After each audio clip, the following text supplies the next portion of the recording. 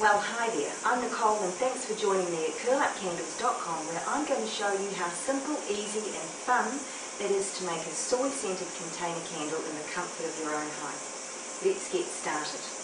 Firstly, what you're going to need is some good quality soy wax. Now, soy comes in a flake-like form like this, or you can buy it in block form. You're also going to need a means to melt your wax. I'm using an electric deep fryer here with a litre of softly simmering water and an aluminium melt pot. If you don't have that, don't worry. A simple double pot system with a larger pot on the bottom, about 2 inches of water simmering gently, and then a smaller aluminium pot, or you can use just your trusty Pyrex here. They work perfectly as well. You're going to need to use a heat resistant glassware.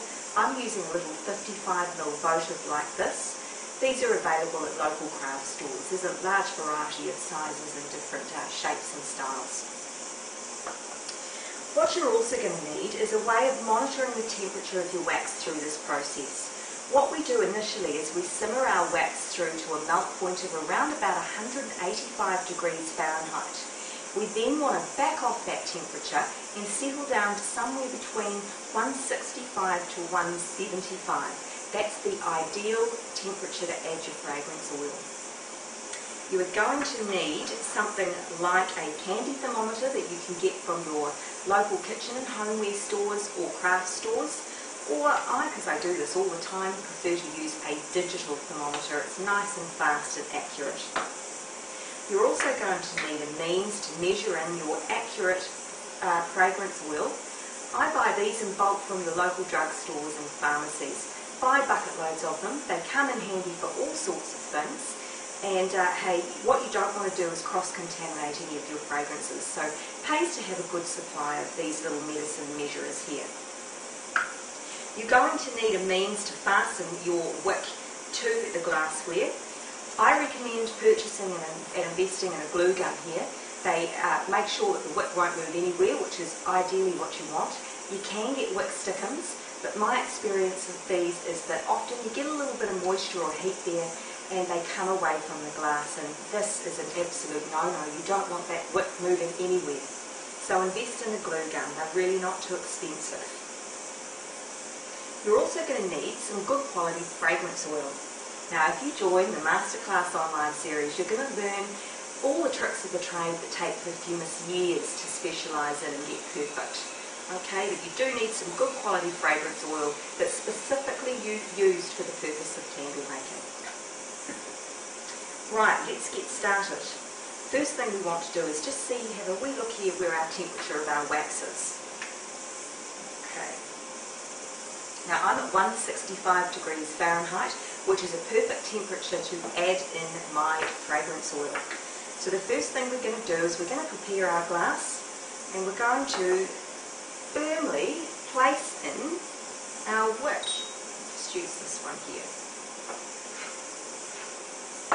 Right.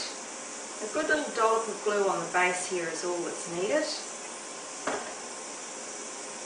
Another good tool that most kitchen households have are either chopsticks or kebab sticks. They come in handy when you're trying to get your wick firmly centred. You've got a few seconds where you can manipulate the metal base around your glassware and get it dead centre before it's not moving anywhere. Okay. Now this is a 55ml glass. Soy wax ideally can hold up to a maximum of 12% fragrance load. 10% is probably perfect. So I've already pre-measured 5.5 mils, and that's the perfect amount of fragrance oil to pop into our votive here. We're at perfect temperature, so let's just give this a wipe off. And we want to pour our votive to about 3/4 of an inch from the top. Done.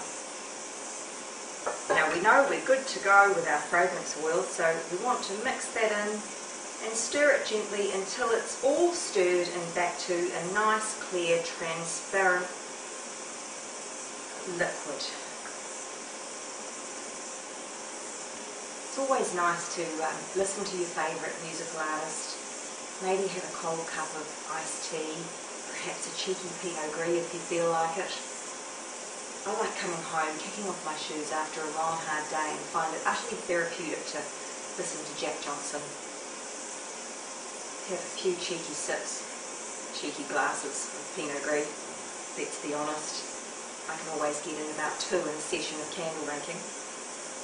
And I find all the worries of any day just totally lift off my shoulders.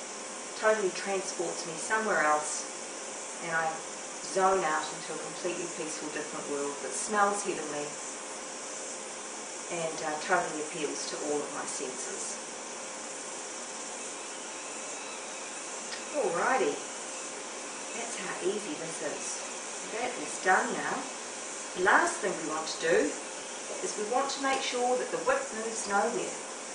Also from your craft stores you can purchase in bulk paddle popsicle sticks like this that have a hole inserted in the centre there.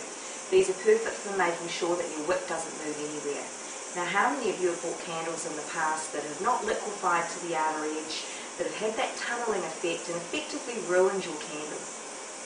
It's happened to me personally far too often, which is why I set about conquering the right way and the wrong way of making candles to assist others into getting the most out of their hobby.